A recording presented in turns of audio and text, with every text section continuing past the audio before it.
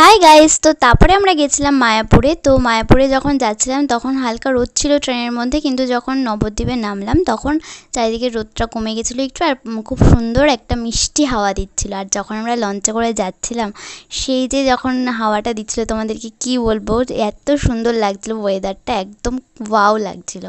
তারপরে যখন মন্দিরে পৌঁছলাম দেখলাম মন্দিরে খুব সুন্দর করে লাইট দিয়ে সাজানো হয়েছিল, দারুণ লাগছিল মন্দিরটা দেখতে। আর যখন আমরা ভেতরে গেছিলাম সন্ধ্যা আরতিটা দেখতে, ওখানে তো ফোন অ্যালাউ করে না, তার জন্য তোমাদের আমি ঠাকুরটা দর্শন করাতে পারলাম না।